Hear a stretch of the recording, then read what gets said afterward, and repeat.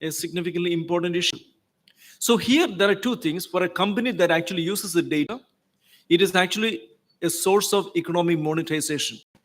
For an individual that supplies the data, it is actually in response to a particular service or a good.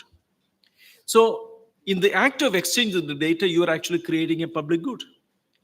But when you really create that public good, you have to really think about in what manner you can actually create the contours or the boundaries. That is a very important thing. And the second point which I want to mention here is actually about the data, the decentralization. So we know that many countries are actually supporting homegrown innovation. So you need a local innovation, maybe Ola, or maybe a local competitor to Uber for that matter. How to support that kind of a thing? Uh, there are so many policies in several countries, but still, I think it is very difficult to actually form a policy. To what extent you can go for strategic data autonomy for that matter? The second important point which I want to mention here is that in order to actually have a data-driven economy, you cannot actually or purely focus on technology.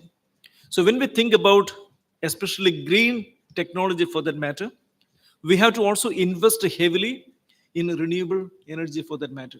So if you have to maintain data centers and this global capability centers, etc., then we need significant amount of energy, because these kind of data centers can actually guzzle energy.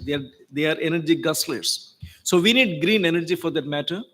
In order to promote green energy, sometimes you may have to give a subsidy for solar cells. You may have to give a subsidy for hydrogen related power generation, for wind related power generation, etc.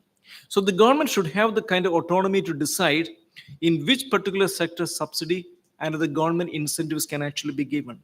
The government of India has taken up a number of production linked incentive schemes, PLI schemes, in semiconductors, in chips, in advanced electric chemistry cell batteries, etc. And these are also linked to technology for that matter, because if you do not build the hardware, you won't be strong in the software. So building the hardware is extremely important as well. The last important point which I want to mention here is that now India has actually become a champion in creating something as digital public infrastructure. And when we think about the digital public infrastructure, most of you might have heard about the India Stack. So that actually provides for one is basically the Aadhaar. So it is basically a personal identification initiative. Then the second is providing a transaction. So it should enable people to engage in financial transactions for that matter. And the government of India has also got various initiatives like the JAM. The JAM initiative basically provides for even direct transfer of benefits. So these are all facilitated by data and technology for that matter. So now let me come to my last point, which is actually what is happening internationally. So now some of you might have heard about certain regulations like the Carbon Border Adjustment Mechanism, the European Union Deforestation Regulation, the Corporate Supply Chain Due Diligence Directive, etc. of the European Union. The point is that whenever even you sell a product in a foreign market, as a supplier or a manufacturer of the product concerned, you have to provide complete information about the product, where the product is actually made, where the raw materials are actually secured from, what kind of a labor was actually used for this thing. So that means you have to really, adhere to a number of sustainability concerns. So think about a product. So think about a coffee. I'm just giving an example for that matter. A coffee that is actually harvested somewhere in South India, maybe in Karnataka.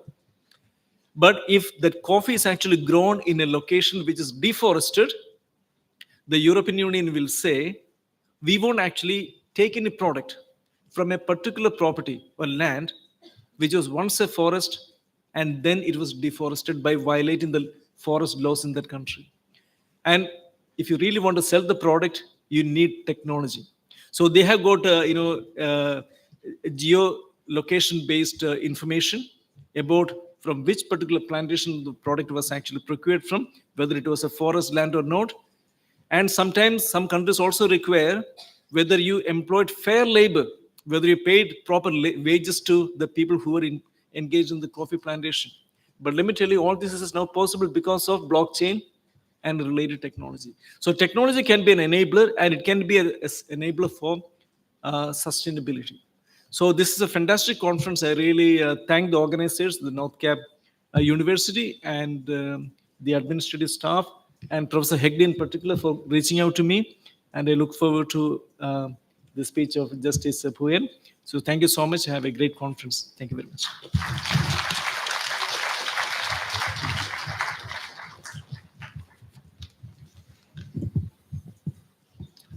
Thank you so much, sir, for your informative words. As we now move ahead with the proceedings, it is time to extend a warm welcome to our distinguished chief guest, Honorable Mr. Justice Ujjwal Bhoya, Judge of the Supreme Court of India, who has graced this occasion with his presence. Beginning his legal career in 1991, he practiced extensively before the principal seat of Guwahati High Court and its benches across the Northeast. He has also practiced before the Central Administrative Tribunal, Guwahati, and the Assam Board of Revenue. Over the years, he served as a standing counsel for the Income Tax Department for 16 years, and he was also the additional Advocate General of Assam and held key roles representing multiple governmental departments. He was elevated as a judge of the Guwahati High Court in 2011, later serving in the Bombay and Telangana High Courts, where he was appointed Chief Justice in June 2022 of the Telangana High Court. In July 2023, he was elevated to the Supreme Court of India. Justice Bhoya's jurisprudence reflects a strong commitment to constitutional rights, fairness, and due process. Some of his landmark judgments by him struck down the colonial era Telangana's Eunuchs Act, declaring it unconstitutional for criminalizing the entire transgender community and violating Articles 14 and 21 of the Indian Constitution. More recently, in the context of the matter arising from the Delhi excise liquor policy case, he was part of a division bench which granted bail to the former Delhi Chief Minister Arvind Kejriwal. Justice Bhoya, in separate opinion, questioned the Central Bureau of Investigation's belated decision to arrest him nearly 2 years after registering a case. He observed that the arrest appeared to frustrate the bail granted to the accused in the same case investigated by the Enforcement Directorate. He stressed that CBI must not only be above board, but must also be seen to be so. Each of these judgments illustrates his focus on reasoned justice, protection of individual rights, and strengthening procedural rigor in a legal system. Justice Bhoya has been deeply involved in legal education, serving as the Chancellor of Nalsa University during his tenure as Chief Justice of the Telangana High Court, and continues as a member of the governing bodies of NLSIU Bangalore and MNLU Aurangabad. Sir, we extend our heartfelt welcome and express our sincere gratitude for your gracious presence with us today. We are deeply honored to have you among us, sir. May I now request you to kindly deliver the inaugural address.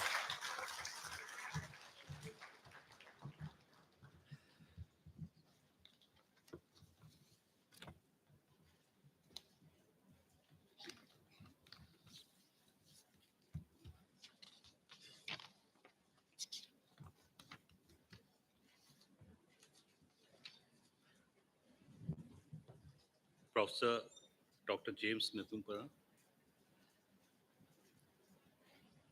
the Vice Chancellor of North Cap University, Professor Nupur Prakash, Professor Prem Vrat, Pro Chancellor, Professor of Eminence and Chief Mentor, North Cap University,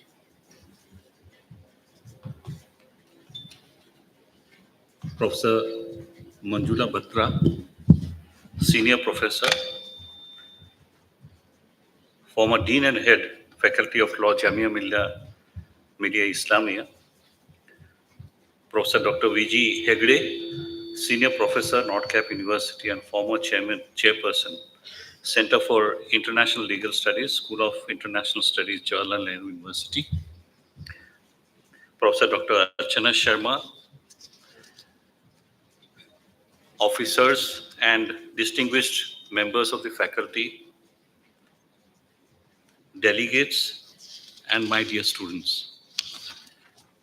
A very good morning to all of you. Indeed, I'm very happy to be here in this inaugural ceremony of the 4th International Conference on Law and Technology and its impact on the society, organized by the School of Law, North Cap University, Gurugram. Thank you very much for the invitation. I normally attend the universities for two reasons. Firstly, this brings me in contact with the students. Students are a vibrant community. They are uninfluenced by all the ills that are taking place outside the campus. They have a fertile mind, not bound by any artificial barriers. But more importantly, students also act as a anti-aging dote. It keeps you young. So, and I enjoy being with the students. That's the reason why whenever I get an opportunity, I come to the universities. Secondly, it is an opportunity to meet such distinguished academicians and scholars as I have met today. This will give you a perspective of where you stand. People say that a lawyer never retires. I would say, and I would add,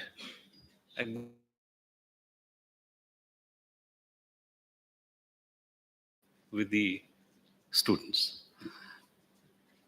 One more thing I would like to clarify before I deal with the subject. Many of my colleagues,